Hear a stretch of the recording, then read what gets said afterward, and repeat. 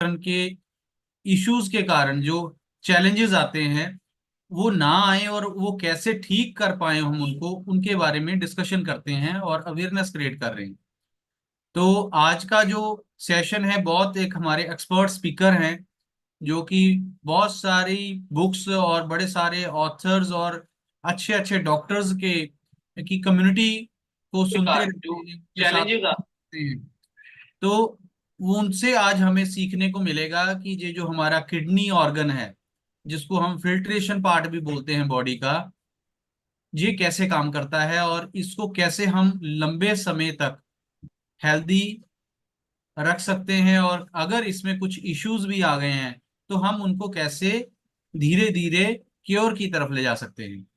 तो उन expert speaker और आप में ज़्यादा समय ना लेता हुआ मैं आपको उनके साथ इंट्रोड्यूस कराऊंगा। उनका नाम राहुल शर्मा है और वो इस सेशन के बारे में आपके साथ डिस्कशन करेंगे फर्दर। तो हैंड ओवर करता हूँ ये स्टेज, वर्चुअल स्टेज में उनको। आपकी वार्म क्लैपिंग के साथ जो दोस्त प्रेजेंटेबल कंडीशन में हैं वो अपना वीडियो ऑन कर पाएं तो बहुत बढ़िया रहेगा, क्योंकि जब कम्युनिकेशन होगा तो टू वे कम्युनिकेशन होता है ना।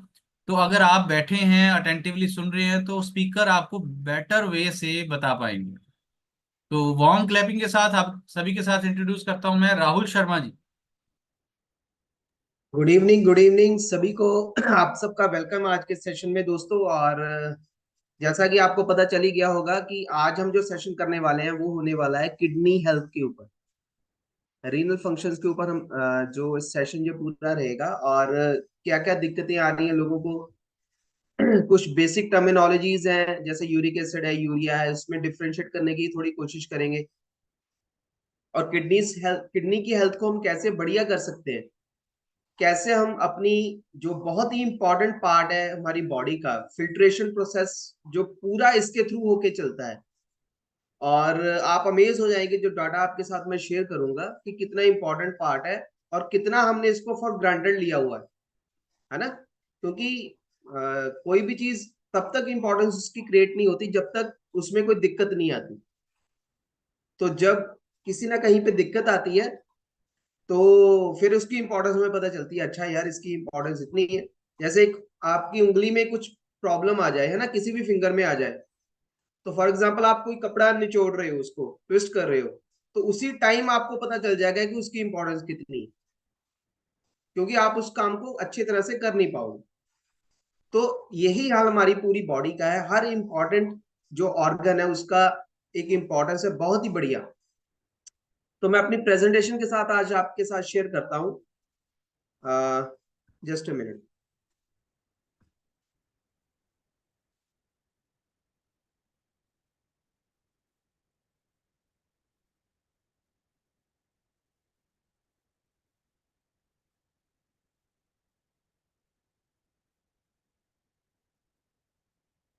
विजिबल है गौरव जी स्क्रीन? हाँ जी, विजुअल। ओके। तो जैसे आप देख पा रहे हैं दोस्तों, किडनी हेल्थ के ऊपर हम बात करेंगे आपसे। और किडनी एक आसान भाषा में अगर आप इसे समझना चाहे तो एक फिल्टर है हमारी बॉडी में, जो एक्सेसिव चीजें हमारी बॉडी से यूरिन के रास्ते पास आउट करती है किडनी।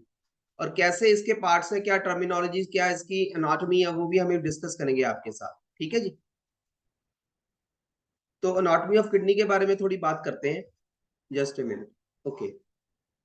तो बी शेप्ड ऑर्गन्स हैं, जैसे आपने राजमा देखे होंगे वैसी इसकी एक शेप रहती है किडनी की।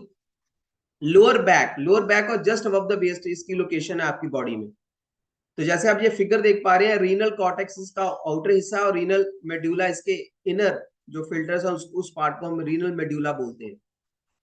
इसका काम क्या है? बेसिकली फिल्टर करना वेस्ट को, excess water from our blood, जितना भी एक्सेस पानी है हमारी खून में, क्योंकि ब्लड में हमें एक नॉर्मल जो एक एक लेवल है उसको मेंटेन करना होता है, वो मेंटेनेंस का काम लेवल का कौन करता है? किडनी करती है। और यूरिन के रास्ते हम वो बाहर निकाल देते हैं एक्सेसिव वाटर जो हमारी ब्लड में है। तो ये तो हो गई एनाटॉमी, है ना। तो अभी फंक्शंस क्या है किडनी के? पहला फंक्शन सबसे इंपॉर्टेंट, वेस्ट और एक्सेस फ्लूइड्स को हमारे ब्लड में से निकालना, जैसे मैंने अभी आपसे बात की। हमारे ब्लड प्रेशर को रेगुलेट करना, ये देखिए अभी कि हमारे बॉडी, जो हमारा ब्लड है उसका एक प्रेशर है, उसको रेगुलेट करना, ये भी किडनी का एक पार्ट, किडनी का एक इंपॉर्टेंट फंक्शन। कैसे करती है वो फंक्शन? सोडियम और पोटेशियम के लेवल्स को मेंटेन करने में ये हेल्प करती है, और वो हमारे ब्लड प्रेशर को कहीं ना कहीं ऑल्टर करने में या चेंज करने में एक इंपॉर्टेंट रोल अदा करते हैं। हॉर्मोन्स प्रोड्यूस करती है that can control red blood cell production. So ऐसे हॉर्मोन्स को ये प्रोड्यूस करती है किडनी, जो हमारे आरबीसीज है, रेड ब्लड सेल्स है ना, व्हाइट ब्लड सेल्स होते हैं, रेड ब्लड सेल्स होते हैं। रेड ब्लड सेल्स बेसिकली हमारी बॉडी में ऑक्सीजन को कैरी करते हैं, वो उसके प्रोडक्शन के हॉर्मोन्स जो रिस्पॉन्सिबल है उनको प्रोड्यूस करती है। और मिनरल और इलेक्ट्रोलाइट, जैसे पोटेशियम और सोडियम की मैंने बात की, हमारी बॉडी में मिनरल्स का और इलेक्ट्रोलाइट्स का एक बैलेंस बनाने में इसका बहुत ही इंपॉर्टेंट रोल है। और विटामिन डी का मेटाबॉलिज्म करने में इसका इंपॉर्टेंट रोल है। जैसे मैंने आपको पहले भी, हमने कई सेशंस में आपको बताया है कि विटामिन डी एक ऐसा विटामिन है जो विटामिन की तरह नहीं, एक हार्मोन की तरह एक्ट करता है हमारी बॉडी में। तो ये हो गए इसके इंपॉर्टेंट फंक्शंस। वेस्ट को बाहर निकालना, ब्लड में पानी का लेवल मेंटेन करके रखना, ब्लड प्रेशर को रेगुलेट करके रखना। तो कहीं ना कहीं जब आपने देखा होगा कई पेशेंट्स को जब बहुत ज्यादा क्रिटिकल कंडीशन में होते हैं, तो उनका ब्लड प्रेशर राइज नहीं हो पा रहा होता, तो कहीं ना कहीं डॉक्टर आपसे बात करता है कि इनकी किडनीज ने काम करना बंद कर दिया या काम करना कम कर दिया है। तो इतना इंपॉर्टेंट रोल है। और आरबीसी की प्रोडक्शन का तो मैंने आपसे बात कर ही ली। और इलेक्ट्रोलाइट्स, जितने भी इंपॉर्टेंट मिनरल्स हैं, इलेक्ट्रोलाइट्स हैं, उनका एक डेलिकेट बैलेंस, बहुत ही डेलिकेट बैलेंस है, वो बना के रखती है kidneys. Function of kidneys, glomerular filtration, urine formation की ये सबसे इनिशियल प्रोसेस है। इसमें क्या होता है, फ्लूइड एंड वेस्ट प्रोडक्ट्स को यूरिन के रास्ते कलेक्ट करके हमारी बॉडी में से एलिमिनेट कर दिया जाता है। और ये जो काम, जो फिल्ट्रेशन का काम करते हैं, वो कौन से पार्ट करते हैं किडनी में? उनको बोलते हैं नेफ्रॉन्स। और एक किडनी में लगभग 1 लाख से करीब नेफ्रॉन्स होते हैं दोस्तों। तो आप सोचो कि कितना डेलिकेट एक ऑर्गन है हमारी बॉडी का, और कैसे इसको नेचर ने, कैसे डिजाइन, गॉड ने कैसे डिजाइन करके हमारी बॉडी में फिट किया हुआ, और कितना इंपॉर्टेंट काम कर रहा है। सो मिलियंस ऑफ नेफ्रॉन्स एक एक में है। और आप सुन के अमेज हो जाएंगे कि 180 लीटर से भी ज्यादा फ्लूइड, 180 लीटर, 20 लीटर की एक बाल्टी हमारे घर में होती है, तो वैसी 9 बॉल्ट बकेट्स के बराबर फ्लूइड को ये फिल्टर कर देती है किडनी एक दिन में। तो अभी आप, जैसे जो मैंने बात की थी आपसे कि we take things for granted, तो कितनी इंपॉर्टेंट ऑर्गन है। अभी आप एक ही डाटा से आप इसको कैलकुलेट कर सकते हैं कि कितना इंपॉर्टेंट काम कर लिया। 180 लीटर फ्लूइड को रिसाइकल, फिल्टर करके हमारी बॉडी में जो एक्सेस है उसको यूरिन के रास्ते बाहर निकाल रही है, और जो नहीं है उसको वापस ब्लड में भेज रही है। तो आप देखिए कितना इंपॉर्टेंट काम ये किडनीज हमारे लिए करती है। अभी बात करते हैं यूरिक एसिड। जैसे हमने पैम्फलेट में भी आपको देखा था, यूरिक एसिड क्या होता है, यूरिया क्या होता है, उसकी हम बात अलग से करेंगे। यूरिक एसिड क्या होता है उसकी बात हम अभी आपसे करते हैं। ये यूरिक एसिड एक वेस्ट प्रोडक्ट है। कैसे फॉर्म होता है? प्यूरिन्स, जो खासकर प्रोटीन वाली चीजों में ज्यादा होते हैं, प्यूरिन्स की जब ब्रेकडाउन होता है प्यूरिन्स का हमारी बॉडी में, तो यूरिक एसिड बनता है। ठीक है जी। अभी लैब टेस्ट क्या है? जब आप एक सिंपल ब्लड टेस्ट से आपका यूरिक एसिड आपके ब्लड में से पता चल जाता है। और कंडीशन है गाउट। अभी गाउट में क्या होता है, जैसे ये फिगर आप देख पा रहे हैं, ये जो हमारा थंब है इसके साइड में ये स्वेलिंग होनी शुरू हो जाती है, एक गांठ की तरह फॉर्मेशन होनी शुरू हो जाती है। और यूरिक एसिड बढ़ने से क्या क्या होता है वो भी हम बात करेंगे, लेकिन टिपिकल क्या होता है, आपके जोड़ों में, एड़ियों में दर्द रहना शुरू हो जाता है अगर इसकी नॉर्मल लेवल से ऊपर। अभी नॉर्मल लेवल क्या है? 3.5 से 7.2 के बीच में मेन के लिए, और 2.6 से 6 के बीच में विमेन के लिए, मिलीग्राम पर डेसीलीटर। ठीक है ना। तो आप जब ब्लड आप देते हैं, तो अगर आपकी रेटिंग इसमें आती है, इस रेटिंग में आती है 3.5 टू 7.2, तो नॉर्मल है। When to get tested? अभी इसके सिम्टम्स क्या है कि आपका यूरिक एसिड बढ़ा हो, आपको कैसे पता चलेगा? जॉइंट पेन, जैसे मैंने आपको बताया कि जो आपके जॉइंट्स हैं उसमें दर्द रहना शुरू हो जाएगा, स्वेलिंग, सोजिश रहनी शुरू हो जाएगी, और किडनी स्टोन्स फॉर्मेशन बहुत जल्दी होती है अगर आपका यूरिक एसिड बढ़ा रहता है। कैल्शियम ऑक्सलेट की बात मैं कर रहा हूँ। तो जब आप रूटीन मेटाबॉलिक पैनल अपना चेक करवाते हैं तो उसमें यूरिक एसिड भी चेक होता है, और अगर आपकी रेटिंग ज्यादा आती है तो आपको इन दिक्कतों का सामना करना पड़ सकता है, जिसमें आपके जॉइंट्स में पेन रहेगी, किडनी स्टोन्स की फॉर्मेशन बहुत ज्यादा तेजी से हो सकती है, और स्वेलिंग आपकी जॉइंट्स में रहेगी, और गाउट की फॉर्मेशन जो आपके टिपिकल आपके जो पैर का अंगूठा है, थंब है, उसके नजदीक एक गांठ बननी शुरू हो जाती है, जिसे आप फिगर में देख भी पा रहे हैं। Hyperuricemia, high levels of uric acid, तो इसमें क्या है, एक तो development of gout type of inflammatory, अभी गाउट क्या है, एक इन्फ्लामेटरी आर्थराइटिस है, जिससे क्या होता है, सडन सीवियर जॉइंट पेन होती है, स्वेलिंग एंड रेडनेस, रेडनेस भी आती है जॉइंट्स में, स्वेलिंग भी होती है, पेन भी रहती है। अदर साइंस क्या है इसके अलावा, आपको पता चल जाए कि शायद मेरा यूरिक एसिड बढ़ा हुआ है, फटीग, थके रहना, सोलन जॉइंट्स, जोड़ों में सोजिश आ जाना, जैसे आपने देखा होगा ऑस्टियोआर्थराइटिस के केस में बहुत सारे लोगों में ऐसा रहता है कि उनके घुटनों में सोजिश आनी शुरू हो जाती है, उनके एंकल्स में सोजिश आनी शुरू हो जाती है। मसल स्टिफनेस, अगर आपके मसल बहुत ज्यादा स्टिफ रहते हैं तो भी एक कारण है कि आपको यूरिक एसिड आपका बढ़ा हुआ हो सकता है। पेनफुल जॉइंट्स, वो बात मैंने कर ही ली है कि जॉइंट्स में दर्द रहना। स्टिफनेस, स्टिफनेस है अकड़न, जैसे आप कोई ज्वाइंट मूव करते हो तो एक फ्लूडिटी रहती है उसके मूवमेंट में, अगर स्टिफनेस है कि, और खासकर सुबह उठ के, आपने देखा होगा जिनका यूरिक एसिड बढ़ा रहता है वो एक चीज बहुत टिपिकल बोलते हैं कि जैसे ही मैं सुबह उठ के पाँव नीचे रखता हूँ, एड़ी के नीचे वाला जो पार्ट है, फुट के नीचे वाला जो पार्ट है, उसमें दर्द रहती है, और मुझे 5, 10, 15, 20 मिनट लगते हैं उनको नॉर्मल होने में। तो वो भी एक बहुत ही जबरदस्त इंडिकेशन है कि आपका यूरिक एसिड बढ़ा हुआ है। फ्रीक्वेंट यूरिनेशन, है ना, ये जो फ्रीक्वेंट यूरिनेशन वाला पार्ट है, ये कई बीमारियों में ये सिम्टम उभर के आता है। फॉर एग्जाम्पल इन डायबिटीज में भी ये उभर के आता है, फ्रीक्वेंट यूरिनेशन। और फ्लैंक पेन, पीछे पेन रहना आपके यहाँ पे। तो high uric acid, kidney stones, fatigue, high blood pressure, अगर ब्लड प्रेशर हाई है तो भी यूरिक एसिड हाई है। और पर्पल स्किन पैचेस, रेडिश और पर्पल स्किन पैचेस, आपके स्किन के ऊपर पैचेस आ जाएंगे, खासकर जॉइंट्स के नजदीक रेडनेस आ जाएगी, गाउट आपके थंब के नजदीक पैर के, तो भी आपका जो यूरिक एसिड है वो बढ़ा हुआ हो सकता है। तो high levels of uric acid cause and effects क्या है? Elevated uric acid is often caused by diet high in purines. अभी प्यूरिन्स क्या है? The chemical compounds that form uric acid when broken down. Purines जब break होते हैं हमारी body में तो यूरिक एसिड की फॉर्मेशन होती है। तो certain medication, dehydration and genetic factor can also, मतलब मेडिकेशन, अगर कोई बंदा किसी लंबे समय से किसी दवाई पे है तो वो भी हो सकता है कि उसका यूरिक एसिड जो है वो बढ़ जाए।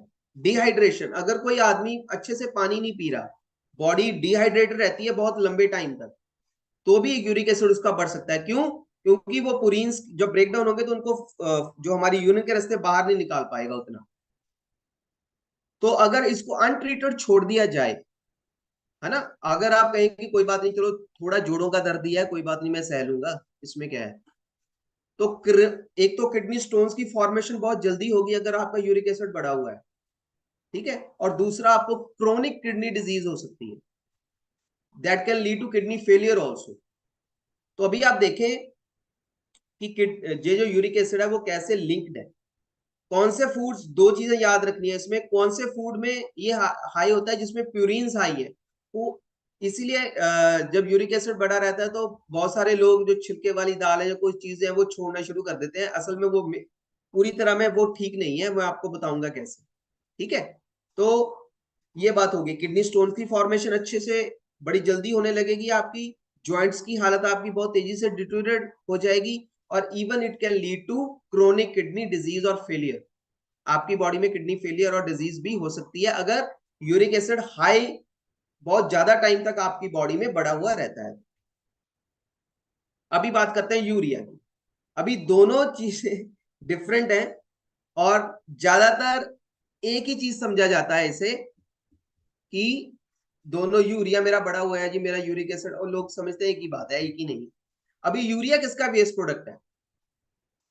यूरिया किसका वेस्ट प्रोडक्ट है? जब प्रोटीन हमारी बॉडी में, वहां प्यूरिन्स हो रहे थे, यहाँ पे प्रोटीन, जब प्रोटीन हमारी बॉडी में ब्रेक डाउन होते हैं तो उसका वेस्ट प्रोडक्ट जो हमारी बॉडी में बनता है दैट इज यूरिया।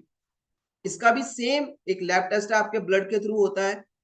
और जब आप ब्लड सैंपल अपना देते हैं तो इसमें नॉर्मल लेवल्स क्या है? 7 to 20 मिलीग्राम पर डेसीलीटर, ये तो नॉर्मल है। अगर इससे ज्यादा है तो ये क्या इंडिकेट क्या करता है? अभी ये डायरेक्टली इंडिकेट क्या करता है? यूरिया का जो बड़ा हुआ होता है तो डिहाइड्रेशन को इंडिकेट करता है। अभी लीवर के पास है, कुछ लाइनें लिखी हुई है, वो वहां मैं आपको पढ़ के सुनाता हूँ। Excess amino acids are filtered by the liver. After filtering their nitrogen, liver forms urea molecules. Urea excess CHO and can be used to release energy. Urea leaves the liver through the bloodstream and travel to the kidneys. अभी इसकी formation कहां पे हुई है? Liver के पास, क्योंकि nitrogen जो liver है वो फिल्टर करके जो बचता है वो यूरिया मॉलिक्यूल्स है। अभी वो ब्लड के रास्ते कहां तक पहुंच जाते हैं? हमारी किडनीज में। अभी ये इंडिकेट क्या करता है? मैं उस बात पे आता हूं कि higher levels of urea indicate kidney disease और डिहाइड्रेशन। अगर बहुत ज्यादा बढ़ा हुआ है तो ये इंडिकेट करता है कि आपकी किडनी में कहीं ना कहीं दिक्कत है। और डॉक्टर कब कहते हैं आपको यूरिया टेस्ट करवाने के लिए? जब उनको सिम्टम लगते हैं कि शायद किडनी की समस्या आपको हो, जैसे फटीग है, स्वेलिंग है, चेंजेस इन यूरिनेशन है, अडीमा की समस्या आ गई है, जैसे पांव सूज जाते हैं कई लोगों के ना अडीमा की वजह से, retention of the water, swelling, वही वही बात हो रही है यहाँ पे, चेंजेस इन यूरिनेशन। तो अगर डॉक्टर को कहीं ना कहीं लगता है कि आपको सिम्टम्स आ रहे हैं related to kidney disease, renal disease, तो वो आपको बोलता है कि get your urea tested, urea अपना टेस्ट करवाइए। ठीक है?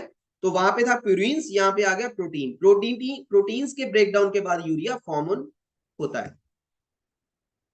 तो high levels of urea, signs and symptoms. Uraemia जिसे हम बोलते हैं, अनप्लेजेंट सिम्टम्स है, इंक्लूड फटीग, नोजिया, है ना, उल्टियां वगैरह भी शुरू हो जाती हैं, लॉस ऑफ एपिटाइट, भूख ना लगना, swelling and changes in mental status also.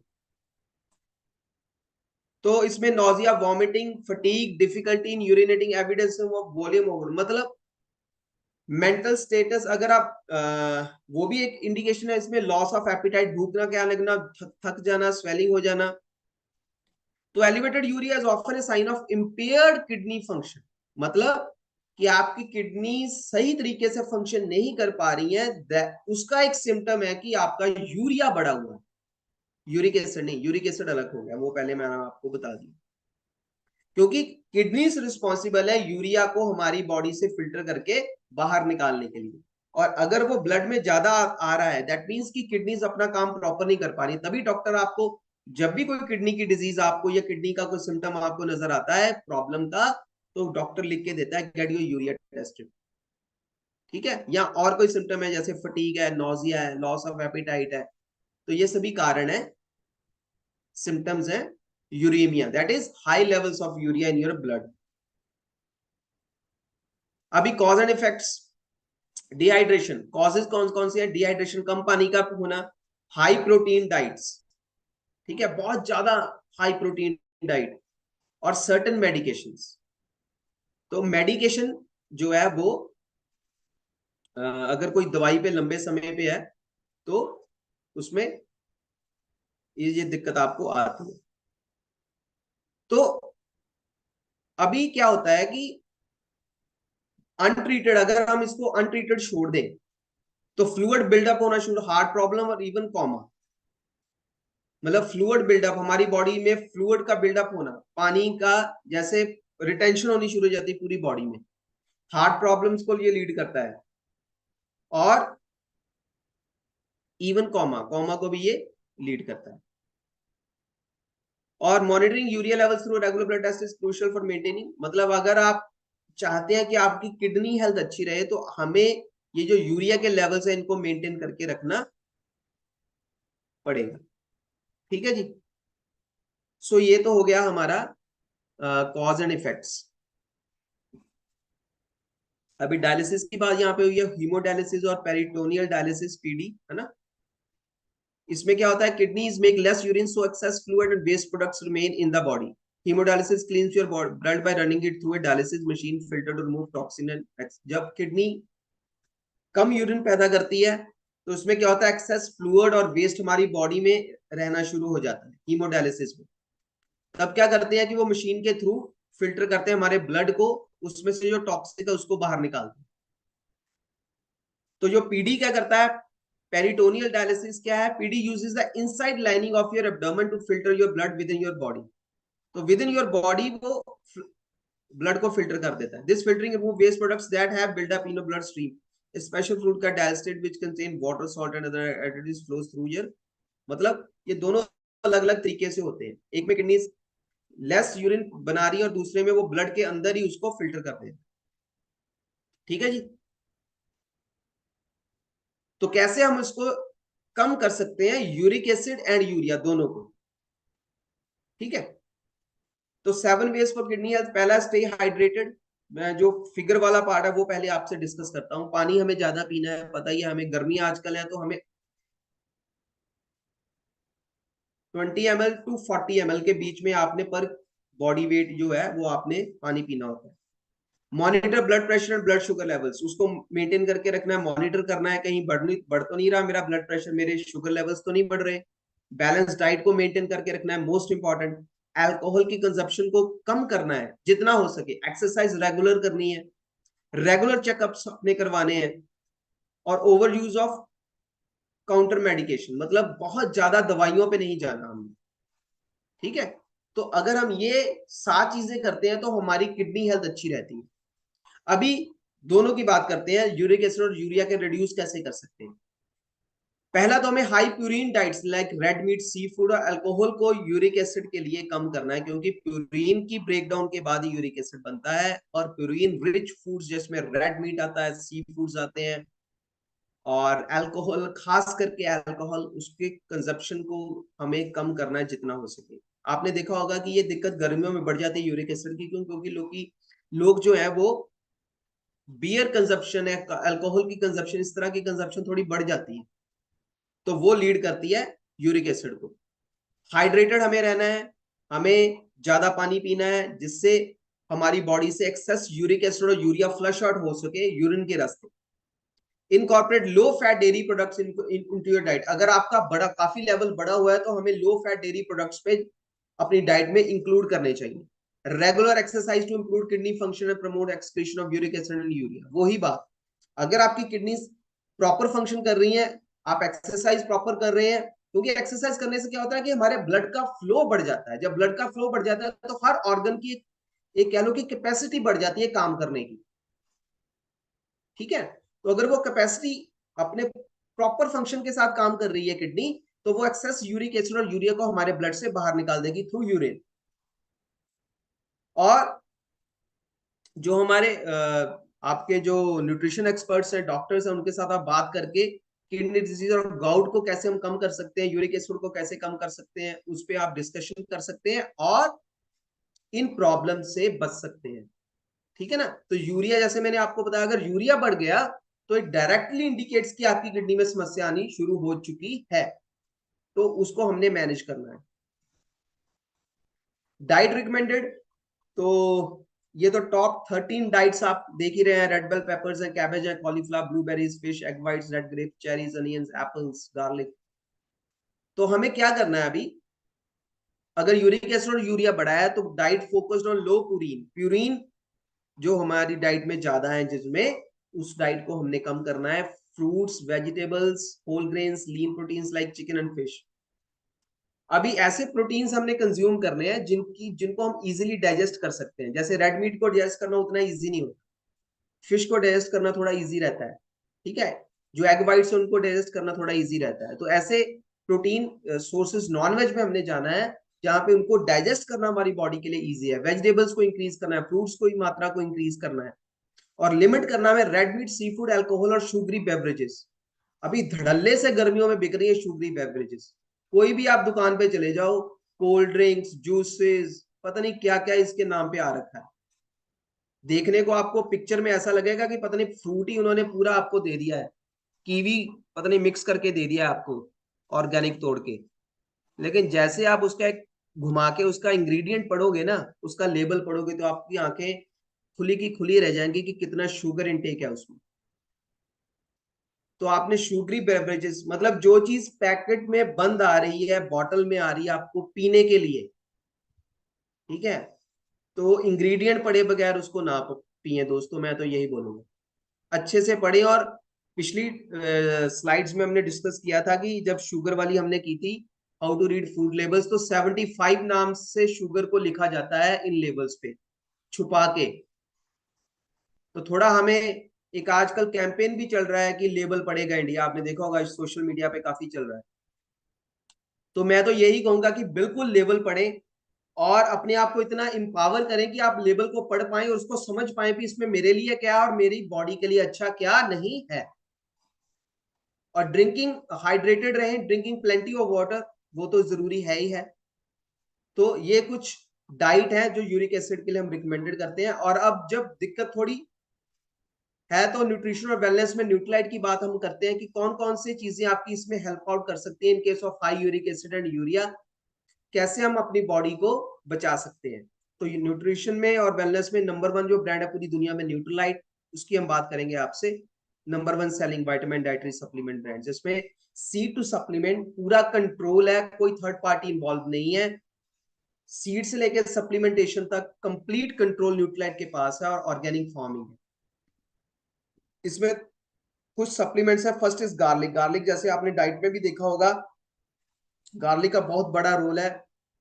और गार्लिक अगर हम कंज्यूम करते हैं अपनी डाइट में रॉ फॉर्म में भी और इस सप्लीमेंट फॉर्म में भी, तो ये यूरिक एसिड को कम करने में मदद करता है। Natural B with ease, again B vitamin, very important हमारी बॉडी के लिए, डाइजेस्टिव हेल्थ के लिए भी।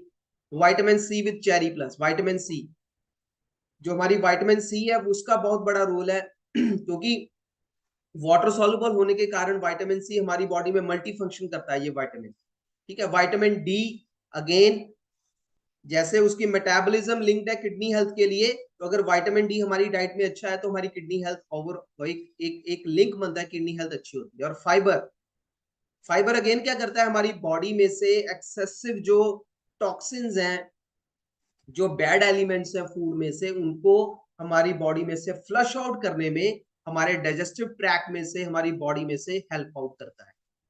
तो ये जो कुछ सप्लीमेंट्स हैं, अगर यूरिक एसिड बढ़ा हुआ है तो मैं डेफिनेटली गार्लिक, विटामिन सी और फाइबर का जबरदस्त इसमें रिजल्ट्स हैं आपको।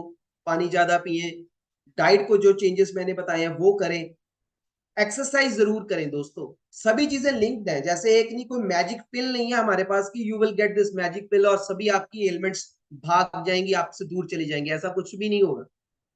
आपने क्या करना है, रेगुलर एक्सरसाइज जिसमें वॉकिंग, योगा, कुछ भी आप कर सकते हैं।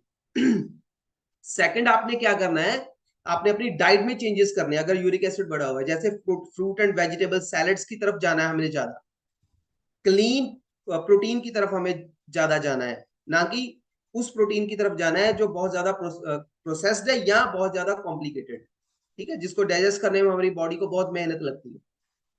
और इन सप्लीमेंट्स का अपना रोल है, ठीक है ना। तो supplements plus diet plus exercise, this will lead to good health. और लास्ट में मैं यही बात करूंगा दोस्तों आपसे, जस्ट मिनट।